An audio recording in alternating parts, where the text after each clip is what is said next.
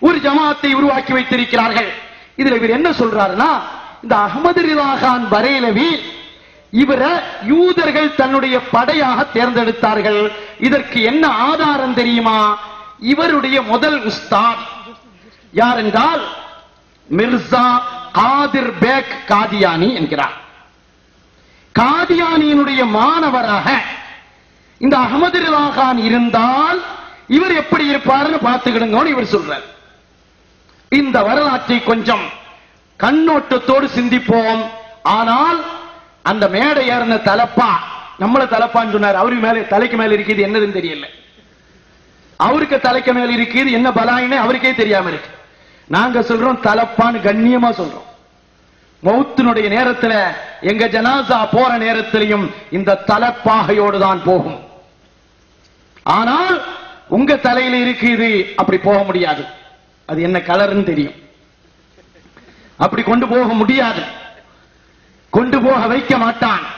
இவர் என்ன சொல்றாருன்னா, காதிர் பேக் மிர்சா காதிர் பேக் காதியானி இவருடைய உஸ்தாத். இதுக்கு இவர் ஆதாரம் சொல்லி இருக்கணும். ஒருவரை பற்றி விமர்சனம் செய்திருந்தால் அஹ்மது ரிதா கான் பரேலவி அவருடைய ஆசிரியர் மிர்சா காதிர் பேக் காதியானி என்று சொல்லி இருந்தால் அஹ்மது ரிதா கான் பரேலவியினுடைய கிதாபில் இருந்து ஆதாரம் எடுத்து இவருடைய உஸ்தாத் இவர்தான் என்பதை நிரூபித்திருக்க வேண்டும். ஆனா அப்படியெல்லாம் சொல்லல, ஒட்டு மொத்தமா சொல்லிட்டு போயிட்டாரு. நான் இதற்கு பதில் சொல்கிறேன். லபீருத்தீன் பிஹாரி என்பவர் எழுதின ஒரு கிதாப், பரேலவியத்தின் ஒரு கிதாப். அந்த கிதாபினுடைய ஒரு பகுதி தான் இது, உருதுல எழுதின கிதாப். அந்த பரேலவியத்தினுடைய கிதாபுல எழுதப்பட்டிருக்கிறது, வல் ஜதீரு பித்திக்ரி அன்னல் முதர்ரிசுல்லதி கான யுதர்ரிசுஹு மிர்சா குலாம் காதர் பேக் கான அகல்லில் மிர்சா குலாம் அஹ்மத் அல் முத்தனப்பி அல் காதியானி. காதியானி மிர்சா குலாமனுடைய சகோதரர், காதிர் பேக் தான் அஹ்மது ரிதா கானுடைய உஸ்தாது, வேற யாரும் உஸ்தாதாக இல்லை. நம்ம பார்ப்போம், நாங்க சொல்லுவோம் இது என்ன செய்தி ஒண்ணு எனக்கு தெரியாது. நான் இவர் பேசினதுக்கு பிறகு இது சம்பந்தமான ஆட்கள்கிட்ட கேட்டு கேட்டு நாங்க தெரிந்து கொண்டது. நமக்கு தெரிய வேண்டிய கட்டமும் இல்லாமல் இருந்தது. ஏபி உஸ்தாத் போய் கேட்டா சொல்வாங்களாம், உங்க ஷேக் யாரு அப்படின்னு கேட்டா நெஞ்சில வச்சுட்டு சொல்லுவாங்களாம் அஹ்மது ரிதா கான் பரேலவின்னு சொல்லுவாங்களாம். கேட்டு பாரு, போய் தப்பி தவறி அந்த மேடையிலையும் போய் ஏறிட்டா இருந்தால் கேட்டு பார்த்திருக்கலாமே. யா சய்யித சாதாத்தியை தவிர வேறொரு வாதம் வராது. என்னுடைய தலைவர் ஷேக் யாருன்னு கேட்டா எங்களுடைய ஷேக் ஜைனுத்தீன் குட்டி முஸ்லியார் என்பதை தவிர மறுபேச்சு அவர்களுடைய வாயிலிருந்து வராது. கேட்டு பார்க்கலாம். ஆனால் அஹ்மது ரிதா கான் பரேலவியினுடைய உஸ்தாத் காதிர் பேக் மிர்சா காதிர் பேக். மிர்சா காதிர் பேக் என்பவர் அஹ்மது ரிதா கான் பரேலவியினுடைய உஸ்தாதா இருந்தார்னா இருந்தார். ஆனால் அவர் காதியானியினுடைய சகோதரர் அல்ல. நான் நிரூபிச்சுதான். இவருக்கு எம்மையினுடைய வண்டவாளத்தோட நிரூபிச்சுதான். அருமை சகோதரரே, மிர்சா குலாம் அஹ்மத் காதிர் பேக் காதியானி இவர் பிறந்த வருஷம் என்ன, இவருடைய சூழ்நிலை என்ன என்பதை தனித்தனியாக பார்க்கலாம். மிர்சா இவர் மிர்சா குலாம் காதிர் பேக் காதியானி அஹ்மது குலாம் காதியானியினுடைய சகோதரர். இவர் இருந்தது முழுவதும் காதியானியில். இவர் பிறந்த 55வது வருஷத்தில் வஃபாத்தாகி விடுகிறார். நல்ல கவனமா கேட்கணும். காதியானியினுடைய சகோதரர் 55வது வயசுல வஃபாத்தாகி விடுகிறார். அஹ்மது ரிதா கான் பரேலவியினுடைய உஸ்தாத் மிர்சா குலாம் காதிர் பேக் என்பவர் காதியானியை சார்ந்தவர் அல்ல, பரேலவியை சார்ந்தவர். ஆரம்பத்தில் பரேலவியில் இருந்தார். பின்னர் அவர் கல்கத்தாவில் போய் வாழ்ந்தார். கல்கத்தாவில் வாழ்ந்து கொண்டிருக்கிற காலமும் அஹ்மது ரிதா கான் பரேலவியோடு தொடர்பு வைத்துக் கொண்டிருந்தார். இதற்கு என்ன ஆதாரம்? அவர்கள் காதியானியே எழுதி வைத்திருக்கக்கூடிய புஸ்தகத்தில் எழுதியிருக்கிறார், காதியானி தன்னுடைய காதியானிசத்தை தான் நபி என்று சொல்லுகிற வாதத்தை தொடங்குவதற்கு 5 வருஷ காலத்துக்கு முன்னாலேயே இந்த சகோதரர் வஃபாத்தாகி விடுகிறார், இறந்து விடுகிறார். 5 வருஷத்துக்கு முன்னையே வஃபாத்தாகி விடுகிறார் என்ற செய்தியை காதியானிகளுடைய கிதாபிலேயே அவர்கள் எழுதி வைத்திருக்கிறார்கள். அவர் வஃபாத்தான வருஷம் 1300 ஹிஜ்ரி 1300 கிபி 1883. ஆனால் அஹ்மது ரிதா கான் பரேலவியினுடைய உஸ்தாத் காதிர் பேக் என்பவர் அவர் வஃபாத்தான வருஷம் 1314 ஹிஜ்ரி கிபி 1897. இதுல என்ன உங்களுக்கு பிரச்சனைன்னு கேட்கிறீங்களா?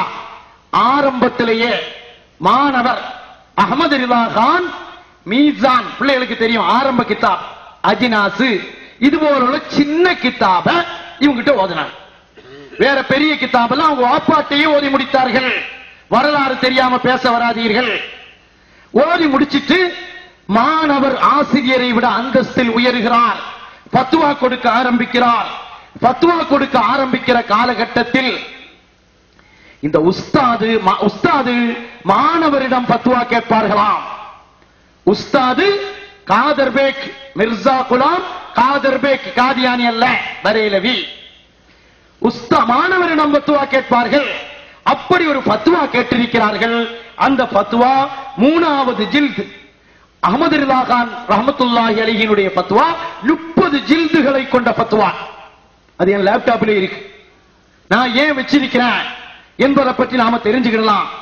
அவர்களை பற்றி, அவர்களுடைய வரலாறை பற்றி நாம் தெரியலாம். அருமை சகோதரர்களே, அவர் பத்துவா கேட்டுக்கொண்டே இருப்பார். அப்படிப்பட்ட காலகட்டத்தில் தான் ஒரு சமயம் பத்துவா கேட்கிறார். 1314 பத்துவா கேட்கிறார். யார்? அஹ்மது ரிதா கானுடைய உஸ்தாத் மிர்சா குலாம் காதிர் பேக் 1314 பத்துவா கேட்கிறார். 3வது வால்யூமில் அவருடைய பெயரோடு பத்துவா இருக்கிறது. இப்ப காசிமி என்ன சொல்றாருன்னா, காதியானி தான் இவங்க உஸ்தாது வச்சா, காதியானி வஃபாத்தானது 1300. 1300 வஃபாத்தான ஒரு மனுஷன் 1314 எழும்பி வந்து பத்துவா கேட்டாரா? உங்க எம்ஏ இப்படிதான் படிச்சதுதா? எந்த யூனிவர்சிட்டியில இப்படி படிச்சு தந்தாங்க? நாங்க சுன்னத்துல் ஜமாத்துக்காரங்க சொன்னாலாவது பரவாயில்லை, கபர்ல உள்ள ஆளெல்லாம் எழும்பி வந்து கூட பத்துவா கேட்டுறலாம். உங்களுக்கு என்றையிலிருந்து இந்த வகை வந்தது? 1314 14 வருஷங்களுக்கு பின்னால் காதிர் பேக் காதியானி வஃபாத்தானது 1300. அது எல்லா காதியானி கிதாபுகளிலும் பதிவாகி இருக்கிறது. 1314 இவர்கள் பத்துவா கேட்கிறார்கள். 14 வருஷத்துக்கு பின்னால பத்துவா கேட்கிறார்கள். அது மட்டுமல்ல, இந்த காதிர் பேக்கில் உள்ளவன் காதியானி, காதியான் என்ற ஊரை விட்டு வெளியிலே வந்ததே கிடையாது. காதியான்ல தான் அவன் இருந்தான். அஹ்மது ரிதா கான் பரேலவி பரேலவியை விட்டு வெளியே போகல. அருமை சகோதரரே, பரேலவியை விட்டு வெளியே போகாத அஹ்மது ரிதா கான் பரேலவி காதியானியை விட்டு வெளியே வராத காதிர் பேக்ட படிச்சது எந்த முறையில படிச்சாரு? அன்னைக்கு கேட்கிறாரு தாஜுதீன் ஹசனிட்ட, இந்த வலிமார்களுடைய இமெயில் ஐடி இருந்தா ஒண்ணு தாங்க, நாங்களும் உதவி கேட்டுறோம். வலிமார்களுடைய இமெயில் ஐடி இருந்தா ஷிர்க் ஜாயிஸ். என்ன அற்புத கண்டுபிடிப்பு!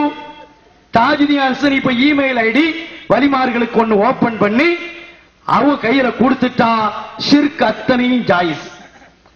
எங்கிட்ட ஒரு இமெயில் ஐடி தாங்கணும், கொஞ்சமாவது ஒரு முறையோடு பேச தெரிந்திருக்க வேண்டும். மதீனத்துல் இல்மி வாலியின் பாபுஹா சர்ச்சை செய்யப்பட்டது. நான் கல்வி என்னும் பட்டணம், அதன் தலைவாசல் அலி ரலியல்லாஹு அன்ஹு. இவர் கேட்கிறாரு, ரசூல் ஸல்லல்லாஹு அலைஹி வஸல்லமே அலி ரலியல்லாஹு அன்ஹு என்ற வாசல்கிட்ட கேட்காம உள்ள வர முடியாது. பட்டணம் வந்து வாசல் வழியா உள்ள வருமா? எவ்வளவு அற்புதமான கண்டுபிடிப்பு! கொஞ்சம் சிந்தனை கூட இல்லையா? பட்டணமா உள்ள இருக்கும், அதுக்கு வாசல் இருக்கும். இனி பட்டணம் உள்ள நுழையணும்னா அதுக்கு என்ன வாசல்? கண்மணி முகமது ஸல்லல்லாஹு அலைஹி வஸல்லம் நாம் பட்டணம்னு சொல்லி இருக்கிறார். இவர் சொல்றாரு அலி ரலியல்லாஹு அன்ஹு இவங்களாட்டு உயர்த்தினதா, இவங்களா உயர்த்தி இந்த நிலைக்கு கொண்டு சென்று விட்டார்கள் என்று சொல்லி காட்டினார்கள். நம்ம நிசாமுத்தீன் ஹசனி அவர்கள் சில ஆதாரங்களை சொன்னார்கள். முஅஜமுல் கபீர்ல 10898வது ஹதீஸ் இந்த ஹதீஸ். அல் முஸ்ததரக்ல 4637வது ஹதீஸ், 4638வது ஹதீஸ். இந்த ஹதீஸ இமாம் ஹாக்கிம் ரஹ்மத்துல்லாஹி அலைஹி ரிவாயத் செய்துட்டு ஹாதா ஹதீஸுன் ஸஹீஹுல் இஸ்னாத், இந்த ஹதீஸ் இஸ்னாது சரியான ஹதீஸ் என்று சொன்னதோட நிறுத்தாம புகாரி முஸ்லிம் 2 பெரும் முஹத்திஸீன்களுடைய ஷர்த்துக்கு ஒத்த ஹதீஸ் என்று இமாம் ஹாக்கிம் ரஹ்மத்துல்லாஹி அலைஹி சொல்ல, இவர் சொல்லாரு பட்டண ரசூலுல்லாஹ் அவங்களே அலி ரலியல்லாஹு அன்ஹு அனுமதி வாங்கி தான் உள்ள வருமா. பட்டணம் எல்லாம் மெட்ராஸ் எல்லாம் இனி மெட்ராஸுக்குள்ள நுழையுது.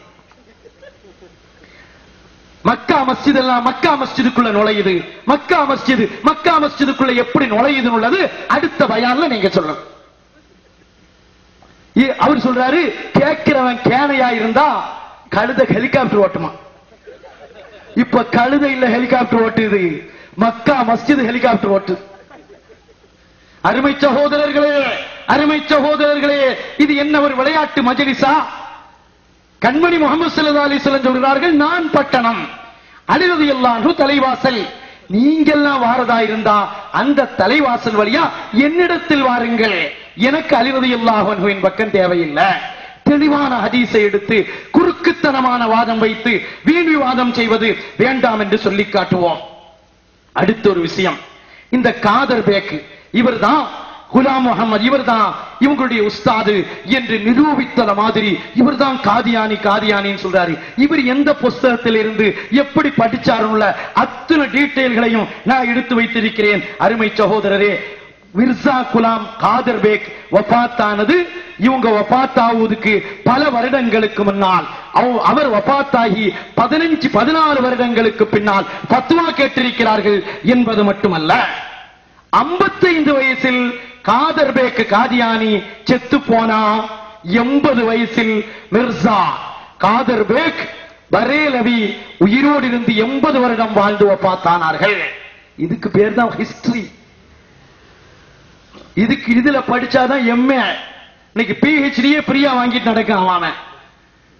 நீங்க எப்படி வாங்கினீங்கன்னு இது தெரியல. நிறைய வரலாறுகளை வீணடித்த முறையில் சொல்லி இருப்பதால் நான் சொல்லி காட்டுகிறேன். இதுபோல விதண்டாவாதம் இனிமேல் உங்களுக்கு தேவையில்லை. அது மட்டுமல்ல அருமை சகோதரர்களே, இவர் பத்துவா கேட்ட வருஷம் ஜமாதுல் ஆஹிர் 21 1314 என்று தெளிவாக இருக்க இந்த வாதத்தை எடுத்து வைத்துக் கொண்டிருக்கிறார். அது மட்டுமல்ல, இனி அடுத்த விஷயத்துக்கு வருவோம். மிர்சா குலாம் அஹ்மது காதியானி ஒரு நபி என்று வாதிட்டானவன். இவனுக்கு பதிலா அஹ்மது ரிதா கான் பரேலவி 5 கிதாபுகள் கோர்வை செய்திருக்கிறார். ஹிஸ்டரி படிக்க வாங்கோ. எம்ஏ யூனிவர்சிட்டியில இல்ல, ஃப்ரீ கேஜியில இருந்து ஹிஸ்டரி படிக்க எங்களுக்கு படிச்சு தரதுக்கு. அல் முபீன் ஹத்முன் நபியீன் முதல் கிதாபு, அஸ்ஸூ வல் இகாப் அலா மஸீஹில் கஸ்ஸாப் இரண்டாவது கிதாபு, கஹ்ருத் தய்யான் அலா முர்த்தத்தின் பிகாதியான் மூணாவது கிதாபு, ஜஸாஉல்லாஹி அதுவு பிஇபாஹி ஹத்முன் நுபுவா நாலாவது கிதாபு, அல் ஜராசுத் தய்யானி அல் முர்த்தத்தில் காதியானி. இந்த கடைசி கிதாப் எழுதி அதுதான் அவங்களுடைய கடைசி கிதாப். அதோட அஹ்மது ரிதா கானுடைய வஃபாத். உங்க காசிமி உங்க உஸ்தாத நான் சொல்லவா? உங்க உஸ்தாத சொல்லவா? நீங்க காசிமி பட்டம் வாங்கினீங்க. காசிம் நானூத்தவி அவர் தஹ்தீருன் நாஸ் ஒரு கிதாபு. அந்த கிதாபில் அவர் எழுதி வச்சிருக்கிறாரு ஹத்முன் நுபுவ நபின்னா இறுதி நபியின் அர்த்தம் இல்ல, அதுக்கு மேலேயும் நபி வரலாம், சிறப்புக்குரிய நபி. இதுதான் காதியானினுடைய வாதம். காதியானிக்கு மறுப்பாக 5 கிதாபுகளை எழுதிய ஒருவரை பிடிச்சு காதியானி ஆக்கி பார்க்கலாம். அது ஏதோ வரலாறு தெரியாதவர்களிடத்தில் வந்து சொல்லி பார்க்கலாம் என்று பார்த்தால் அது உங்க எம்ஏக்கு வேண்டுமென்றால் சரியாக இருக்கலாம். எம்ஏ என்று எம்ஏ பின்னால என் மணவாள குறிச்சி என்று வரக்கூடிய மக்களுக்கு அது போதுமானதாக ஆகவே ஆகாது, எடுபடாது. உங்கள் பொய்க் கொள்கை கூடாரம் கூடாரமாக தகர்த்தெறியப்படுகிறது. அருமையானவரே, அடுத்தால ஒரு வாதம் என்னன்னா, இந்த அஹ்மது ரிலா கான் பரேலவிக்கு ஒரு எண்ணமா, அவரு எல்லாரையும் சுஜூது செய்யணும் இந்த பரேலவிகள் சொல்லுவாங்க. இதுக்கு இவரே ஆதாரம் சொல்றாரு. அருமையான சகோதரர்களே, இவர் இதற்கு இவரே ஆதாரம் சொல்லக்கூடிய அளவுக்கு தன்னை வளர்த்தி அவர் ஆதாரமும் சொல்லி முடித்திருக்கிறார். எப்படி ஆதாரமா? இப்லீஸ் மலாய்க்கத்மார்கள் எல்லாம் சுஜூது செய்தாங்களா இல்லையா? தஹிய்யத்தினுடைய சுஜூது நம்ம சொல்லல, எல்லா உலமாக்களுக்கும் தெரியும். ஃபத்ஹுல் முயீன்ல என்ன இருக்கு? சஜதா கைருல்லாவுக்கு வலோலி நபியின், நபியாக இருந்தால் கூட ஹராம் என்று எங்களுக்கு ஃபிக்ஹை படித்து தந்த இமாம் ஸைனுத்தீன் அல் மக்தூமியில் பொன்னானி ரலியல்லாஹு அன்ஹு அவர்கள் எங்களுக்கு தெளிவாக படித்து தந்திருக்கிறார்கள். ஆனா எல்லாத்தையும் ஒரு எண்ணம் இருக்குது. இந்த பரேலவின்னு சொன்னாலே சஜதா செய்ய சொல்லுவாங்க. இவர் இதை வச்சுட்டு இப்லீஸ் சஜதா செய்ய சொன்னா, இப்லீஸ் சஜதா செய்யல, எனவே இதெல்லாம் அஹ்மது ரிலா கான் பரேலவி ஆதாரமா வைக்கிறாராம், எனவே சஜதா செய்யலாம். ரசூல் ஸல்லல்லாஹு அலைஹி வஸல்லம் அவர்களுக்கு எத்தனையோ வஸ்துக்கள் சஜதா செய்ததே. இதுல வேற இந்த நம்ம பாசத்துக்குரிய சகோதரர்கள் பிராமண சகோதரர்கள் பேசுறது மாதிரி பேசி கிண்டல் அடிக்கிறார். நம்மகிட்ட சொல்றாரு, யா நபி ஸலாம் அலைக்கும் படிக்கணும்னா வாங்க ஆர்எஸ்எஸ் ஆபீஸ்க்கு வாங்க கூப்பிடுறாரு. நம்ம இந்த மத விரோதமான செயல்பாடுகளுக்கு நாம இல்ல. நமக்கு முஹம்மது முஸ்தபா ஸல்லல்லாஹு அலைஹி வஸல்லம் படித்து தந்திருக்கிறார்கள். வன் காஃபிர்கள் கண்மணி முஹம்மது முஸ்தபா ஸல்லல்லாஹு அலைஹி வஸல்லம் அவர்களை எதிர்த்த பொழுது கண்மணி முஹம்மது ஸல்லல்லாஹு அலைஹி வஸல்லம் அபூ ஜஹீலுடைய வீட்டுக்கு முன்னால மேடை அமைச்சு பாட சொல்லல, உத்பாவுடைய வீட்டுக்கு முன்னால மேடை அமைச்சு பாட சொல்லல, மஸ்ஜிது நபவியில் மேடை அமைத்து பாட சொன்னார்கள். எனவேதான் எங்களுக்கு எந்த சகோதர மதமோ அல்லது எந்த இயக்கமோ அவங்களுடைய ஆபீஸுக்கு முன்னால பாட வேண்டிய தேவையும் இல்லை, உங்களை நாங்க கூட்டவும் மாட்டோம். நானும் கூட வாரேங்கிறேன். நம்மகிட்ட யானபி படிக்க இருக்கு. முதல்ல நஜீஸை விட்டு கழுகி சுத்தமான பொருள் தான் நாங்க ஏத்துவோம். அதனாலதான் நாங்க பள்ளியிலேயே படிச்சுட்டு இருக்கிறோம். நீங்க எங்களுக்கு தேவையே இல்லை. அருமையான சகோதரர்களே, அருமையான சகோதரர்களே, கொஞ்சம் நினைத்து பாருங்கள். பரேலவி அப்படி சொல்லி இருக்கிறாங்களா சஜதா செய்யலாமா? அஹ்காமு ஷரீஆன்னு அவங்களுக்கு ஒரு கிதாப் இருக்கு. அதுல 234வது பக்கம். அந்த பக்கத்தில் அவர்கள் சொல்லி காட்டுகிறார்கள், கைரு ஹுதாக்கு சஜதா ஹமாரே ஷரீஅத் மே ஹராம் ஹே. இவருக்கு உருது தெரியும் உள்ளதுக்காக வேண்டி இங்க கதையா அவுத்துடு. உருது இன்னைக்கு யாருக்கு தெரியாது? உருது தெரியுது ஒரு பெரிய விஷயமா? எனக்கு அப்பமெல்லாம் உருது தெரியாது, இப்போ உருது தெரியும். கிதாபு படி இங்க உருது தெரியும் உள்ளது பேசிட்டு நடக்குதுக்கல்ல. நாங்க ஆதாரத்தோடு சொல்கிறோம். அஹ்காமு ஷரீஆ, அஹ்காமு ஷரீஆ அஹ்மது ரிலா கான் பரேலவி ரஹ்மத்துல்லாஹி அலைஹினுடைய கிதாபுனுடைய 234வது பக்கத்தில் அவர்கள் சொல்லி காட்டுகிறார்கள், அல்லாஹ் அல்லாதவர்களுக்கு சஜ்தா செய்வது என்பது அது நபியாக இருந்தாலும் ரசூலாக இருந்தாலும் சரி, யாருடைய மக்பராவாக இருந்தாலும் சரி, எங்கானாலும் சஜ்தா செய்வது என்பது நம்முடைய ஷரியத்துக்கு உட்பட்டதல்ல. நம்முடைய ஷரியத்தில் அது ஹராம். ஹலால்னு சொல்லணும்னா சொல்லிடுங்க. இது போதாது. இது நாம சொல்றோம்னா அப்துல் ஹை லக்னவி, இவர் யாரு? பரேலவி கூட்டத்தை சார்ந்த ஆள் அல்ல இவரு. அப்துல் ஹை லக்னவிக்கு அல் இஅலாம்னு ஒரு கிதாப் இருக்கு. அந்த கிதாப் அவர்கள் எழுதிய வருஷம் 1932வது வருஷத்தில் எழுதி இருக்கிறார். அந்த கிதாபில அஹ்மது ரிலா கான் பரேலவியை பற்றி ஒரு வாதம் சொல்லுகிறார். அஹ்மது ரிலா கான் ஒரு ரிசாலாவை கோர்வை செய்திருக்கிறார்கள். அதற்குரிய பெயர் என்ன தெரியுமா? அஸ்ஸுப்பத்துர் ரக்கியா லிதஹரீமி சுஜூதி தஹிய்யா. அந்த கிதாபில் அவர்கள் எழுதியிருக்கிறார்கள். என்ன எழுதுகிறார்கள்?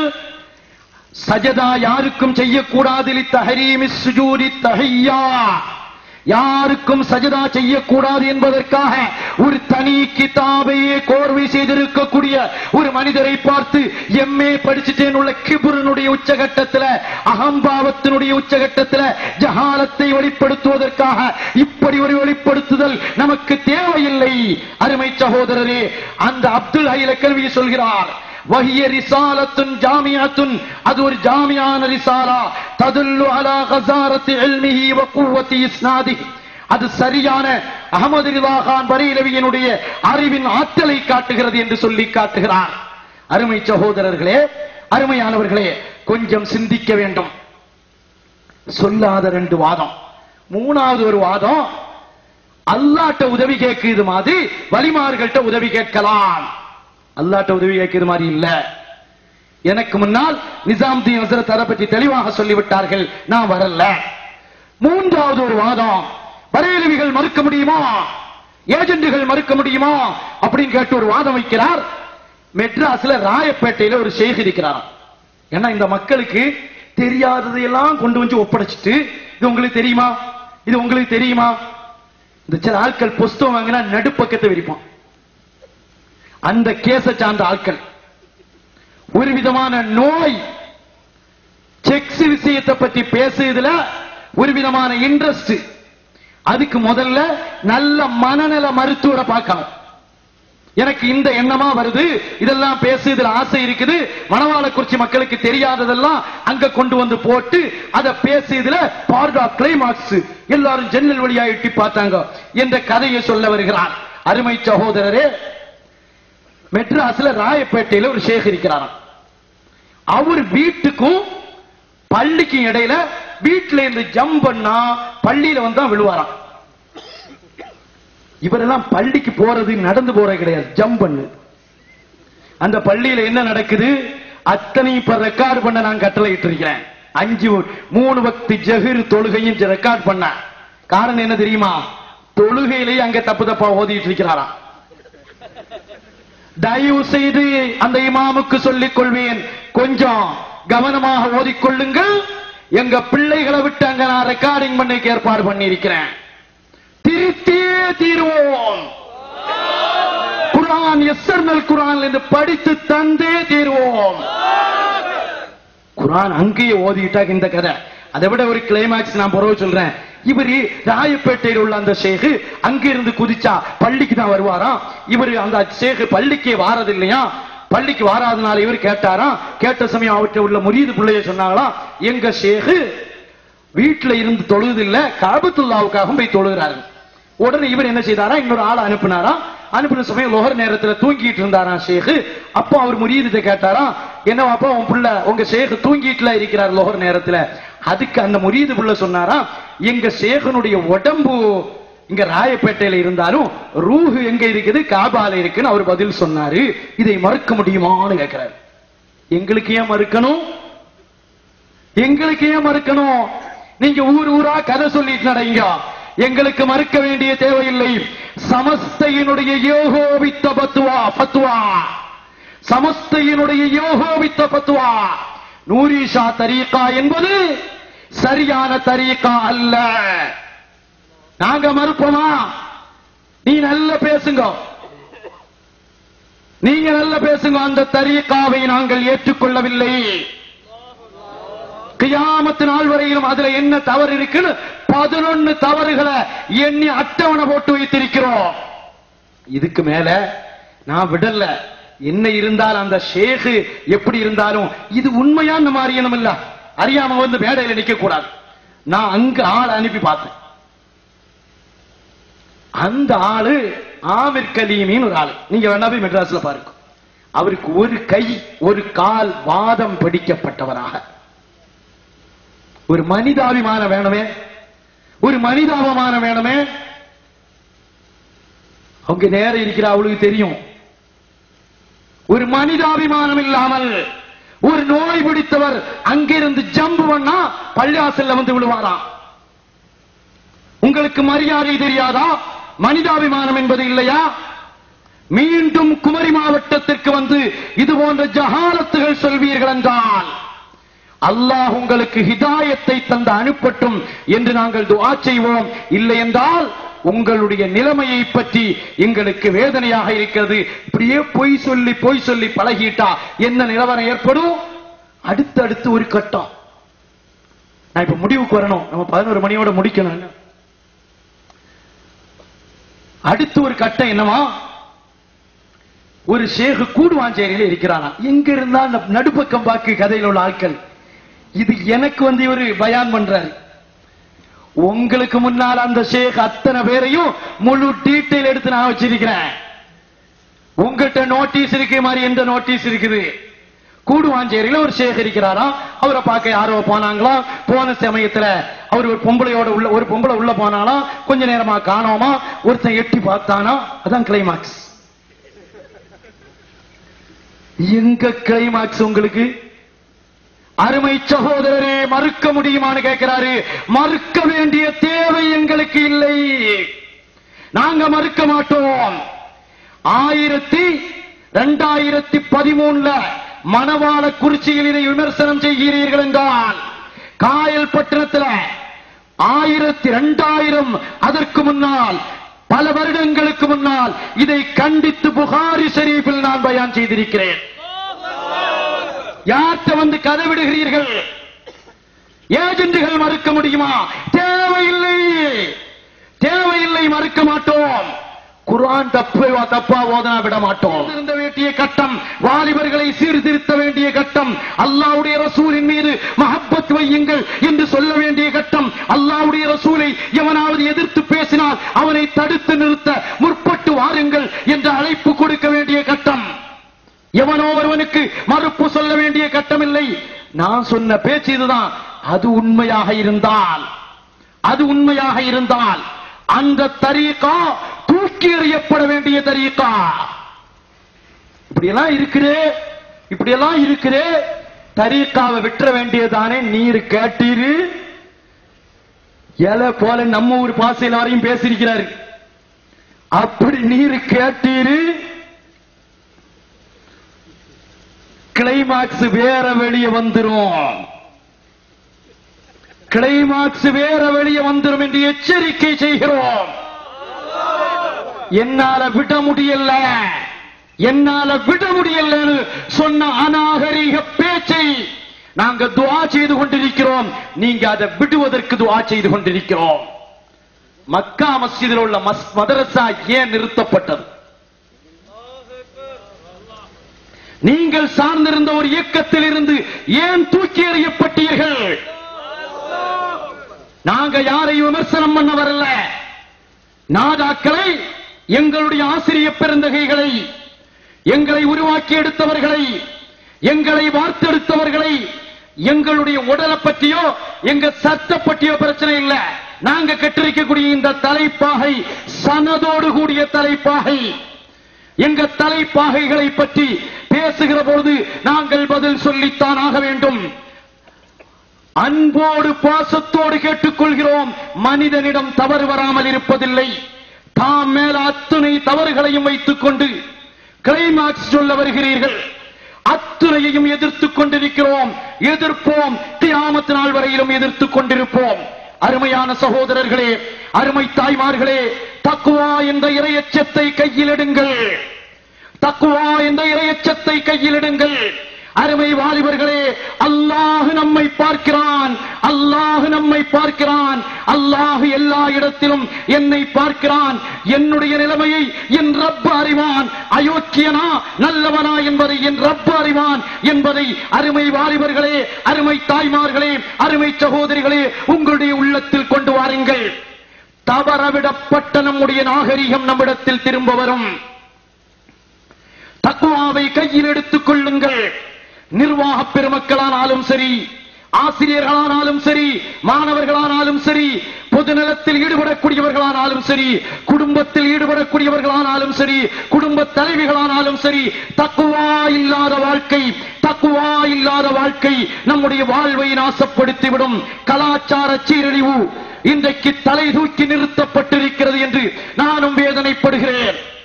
சமுதாய உணர்வுகள் இல்லை, சமுதாயத்திலே வேதனை கூடிய நல்ல நினைவுகள் இல்லை. இதற்கு அடிப்படை 2 விஷயங்கள். ஒன்று தக்வா, இன்னொன்று கலப்பற்ற மஹப்பத்துன் நபி. கலப்பற்ற மஹப்பத்துன் நபி, கலப்பற்ற மஹப்பத்துன் நபி. மனோ இச்சைக்கு மஹப்பத்துன் நபி அல்ல. எங்கள் கண்மணி, மக்கத்து மாமன்னர், மதீனத்து வேந்தர், சொர்க்கத்து நாயகர் முஹம்மது முஸ்தபா, முஹம்மது முஸ்தபா ஸல்லல்லாஹு அலைஹி வஸல்லம் அவர்களை சொல்லால் நாங்கள் பிரியப்படுவோம், செயலால் பிரியப்படுவோம். எங்களுடைய செருப்பு அணிகிற பொழுது கூட எங்கள் கண்மணி நாயகத்தை நினைக்காமல் நாங்கள் அணிய மாட்டோம். எங்கள் தலையில் எண்ணெய் தேய்க்கிற பொழுது எங்கள் மக்கத்து மாமன்னர், மதீனத்து வேந்தர், சொர்க்கத்து நாயகரை நினைக்காமல் நாங்கள் எண்ணெய் தேய்க்க மாட்டோம். சுன்னத்தான வழிமுறைகள் எங்கெங்கு இருக்கிறதோ அதை பின்பற்றுவோம். அருமையான வாலிபர்களே, வீண் விதண்டாவாதங்கள் வேண்டாம். சுன்னத்தை நோக்கி ஓடி வாருங்கள். சுன்னத்தான வழிமுறைகளை பின்பற்றுங்கள். சஹாபாக்கள் புகழ்ந்ததை போல கண்மணி முஹம்மது முஸ்தபா, கண்மணி முஹம்மது முஸ்தபா ஸல்லல்லாஹு அலைஹி வஸல்லம் அவர்களை புகழ்வதற்குரிய சூழ்நிலைகளை உருவாக்குவோம். அருமை தாய்மார்களே, அருமை சகோதரிகளே, உடல் சுகத்திற்காக ஈமானை விட்டு விடாதீர்கள். உடல் சுகத்திற்காக ஈமானை விட்டு விடாதீர்கள். உங்களை போன்ற ஒரு பெண் சுமையா ரலியல்லாஹு அன்ஹா ஓட ஓட விரட்டப்பட்டு தன்னுடைய மான உறுப்பில் அம்பை வாங்கிக் கொண்டு இந்த இஸ்லாத்தை வளர்த்தெடுத்த இஸ்லாம். அருமை தாய்மார்களே, அருமை சகோதரிகளே, உம்மு அமாரா ரலியல்லாஹு அன்ஹா உஹது போர்க்களத்தில் நின்று கொண்டிருக்கிறார்கள். கண்மணி முஹம்மது முஸ்தபா, முஹம்மது முஸ்தபா ஸல்லல்லாஹு அலைஹி வஸல்லம் உஹது போர்க்களத்தில் நிற்கிறார்கள். ஒரு சிறிய சருகுதல், இஸ்லாமிய படைகளுக்கு ஒரு சிறிய சருகுதல் ஏற்படுகிறது. அந்த சருகுதலில் சஹாபாக்கள் பின்னோக்குகிறார்கள். அந்த சமயத்தில் உம்மு அமாரா என்ற பெண்மணி, அருமை தாய்மார்களே, அருமை தாய்மார்களே, அருமை சகோதரிகளே, உங்களிடத்தில் நினைவு கூறுவேன். மாறு வேடம் தாங்கியவர்களாக குதிரைக்கு மேலால் நிற்கிறார்கள், வாளேந்தி நிற்கிறார்கள். அருமை தாய்மார்களே, வாளேந்தி நிற்கிறார்கள். வாளேந்தி நிற்கிற அந்த சஹாபியத்தான பெண்மணியை பார்த்து கண்மணி முஹம்மது முஸ்தபா, கண்மணி முஹம்மது முஸ்தபா ஸல்லல்லாஹு அலைஹி வஸல்லம் சொல்லுகிறார்கள், அம்மா, உங்க மகன் வெட்டப்பட்டிருக்கிறார், உங்கள் கணவன் வெட்டப்பட்டிருக்கிறார், உங்கள் இன்னொரு மகன் வெட்டப்படுகிறார், வேண்டாம் நாயகமே என்று கடைசியில் உம்மு அமாரா வெட்டப்பட்டு கீழே விழுகிறார்கள். கையிலே வெட்டு, ரத்தம் ஓடுகிறது.